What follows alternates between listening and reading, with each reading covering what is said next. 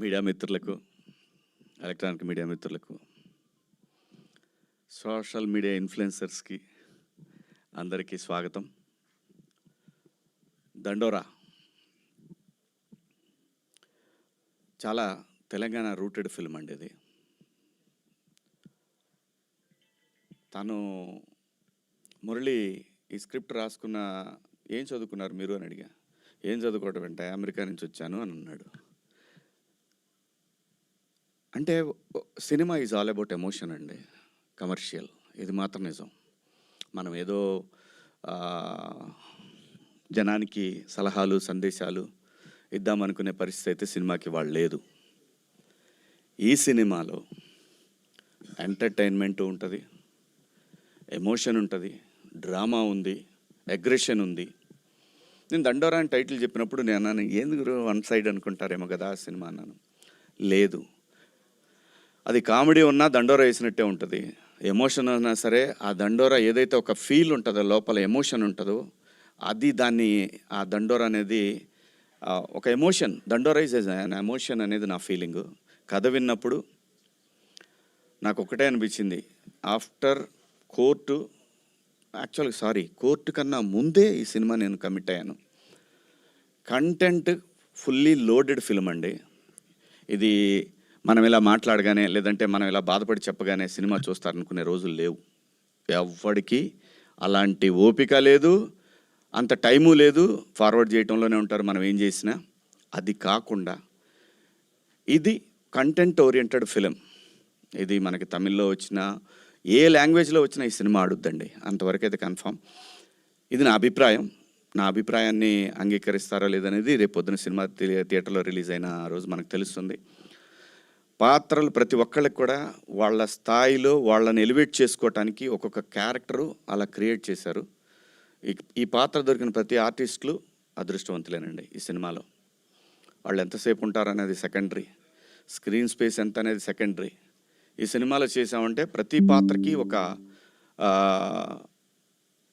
తన యొక్క self respect ఉంటుంది ఆ క్యారెక్టర్. ప్రతిదానికి ఒక సెల్ఫ్ రెస్పెక్ట్ ఉంటుంది ఆ క్యారెక్టర్కి.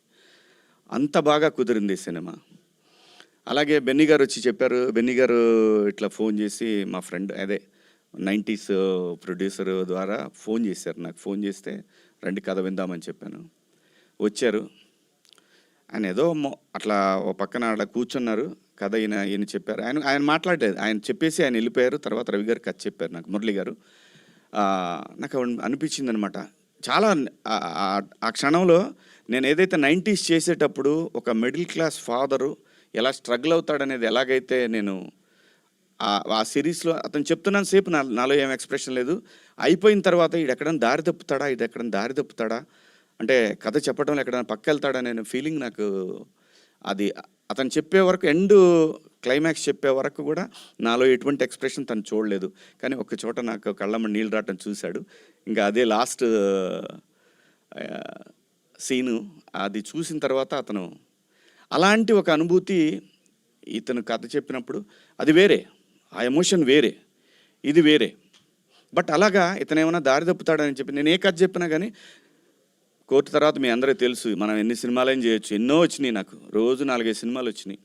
ఎందుకంటే 13 సంవత్సరాలు సస్టైన్ అయ్యాను. సినిమా డబ్బులు లేకుండా, సినిమా పని చేయకుండా సస్టైన్ అయినండి. డబ్బుల కోసం ఏది పడితే అది చేయాలనే ఉద్దేశం నాకైతే లేదు. ప్రజలు నాకు ఒక రెస్పెక్ట్ ఇచ్చారు, దాన్ని కాపాడుకోవాలనే ఉద్దేశంలోనే. డబ్బులు మనకి ఎంత రావాలో అంత భగవంతుడు అది ఆయన డిసైడ్ చేస్తాడు. ఆ డిపాజిట్ అది ఎప్పుడు రావాలో అప్పుడు వస్తూ ఉంటుంది. అలా మంచి పాత్రలు చేయాలి, ఎట్టి పరిస్థితుల్లో కూడా మంచి కథలు చేయాలనే ఏంలో నేను విన్న 70-80 కథల్లో ఇది ఒక కథ అండి. అందులో నాకు నచ్చిన ఒక 10 కథల్లో ఇది ఒక కథ. ఏది, నేను రీఎంట్రీ తర్వాత నేను వచ్చినాక, మళ్ళీ ఇండస్ట్రీకి వచ్చిన తర్వాత అలాంటి ఒక గొప్ప కథ ఇది. ఎవ్రీథింగ్ ఎక్కడా కూడా మనకి వీళ్ళేదో మనకి వాయించేస్తారు, కులాలు మతాలు ఏం లేదండి. ఎక్కడ కూడా ఏ కులంలోనైనా ఇక్కడ 2 కులాలు, డబ్బున్నోడు లేనోడు, ఇవి 2 రాజ్యాన్ని ఏళ్తాయి. ఈ 2 నుంచే స్ట్రగుల్ ఉంటుంది. వాడేమో తొక్కాలని, వీడేమో తొక్కుతున్నాడు పైకి లేవాలని. ఇదే ఫీలింగ్ ఉంటుంది ఎక్కడ చూసినా సరే. అది మీడియా అయినా, సోషల్ మీడియా అయినా, ఎక్కడైనా సరే ఒకడిని ఒకడు నేను నీకన్నా గొప్పవాడిని చెప్పాలనే ప్రయత్నమే జరుగుతూ ఉంటుంది ఎక్కడైనా సరే. ఇందులో పాత్రలు కూడా అలాగే ఒకడిని అవతల వాడిని గురించి తక్కువ అంచనా వేయటం అనేది మనిషికి సహజమైనటువంటి ఒక డిఎన్ఏలో అది వచ్చింది మనకి, అది ఎవల్యూషన్ అవుతూ వచ్చింది అది. అలాంటి ఒక మంచి కథను తీసుకున్నాను. ఎందుకంటే బెన్నీ గారు ఈయన కలర్ ఫోటో సినిమా, ఆ తర్వాత బెదుర్లంక, అది కమర్షియల్గా ఎంత ఆడింది అనేది పక్కన పెట్టి నాకు అనవసరం. బెదుర్లంక అనేది ఎలా, కానీ కాన్సెప్ట్ ఉంది చూసారా, అది ఈ కథలో కూడా ఖచ్చితంగా చెప్తున్నాను, ఇది దేశం మాట్లాడుతుందేమో అని అనిపిస్తూ ఉంది. అంటే దేశం మాట్లాడుతుంటే సినిమా ఫ్రెటర్నిటీ వాళ్ళు మాట్లాడతారని అనిపిస్తుంది దేశవ్యాప్తంగా. మంచి కథ, ఆర్టిస్టులు కూడా బాగా, ఏ ఆర్టిస్ట్కి ఇచ్చినా కానీ పండగేనండి. ప్రతి క్యారెక్టరు పండగలా ఉంటుంది. అలాగే ఈ పెర్ఫార్మెన్స్లు చూసిన తర్వాత ఆయనకి పూనకం వస్తుంది అనేది కన్ఫామ్. నిజంగా అండి, అందరు ఎవ్వరు కూడా న్యాచురల్గా ఉంటే ప్రతి ఒక్క క్యారెక్టర్ కూడా అంత బ్రహ్మాండంగా ఆయన స్కోర్ అది బ్రహ్మాండంగా చేశారు. అలాగే ఇలాంటి సినిమా పట్టడం ఎడిటర్కి కూడా ఒక ఛాలెంజింగ్. డెఫినెట్గా ఏ ఎక్స్ప్రెషన్ క్యాప్చర్ చేయాలి, ఎక్కడ కట్ చేయాలి అనేది సతమతం అవుతారు ఖచ్చితంగా ఎడిటింగ్ టేబుల్ మీద. బట్ ఒక జడ్జిమెంట్కి వచ్చేస్తారు, డైరెక్టర్తో కూర్చొని వస్తారు, తనకి ఛాలెంజింగే. అంత బాగా చేశారు అందరూ కూడా, ప్రతి ఒక్కళ్ళు ఎవ్వరు కూడా వీళ్ళు బాగా చేశారు వీళ్ళు బాగా చేయలేదు లేదు. ప్రొడ్యూసర్ ఒక్కడ మాత్రం చాలా స్ట్రగుల్ అయ్యాడు. ఆబ్వియస్లీ అవుతారు కదా, ప్రతి ఒక్కడికి డబ్బులు ఇస్తేనే వస్తారు ఎవడైనా సరే.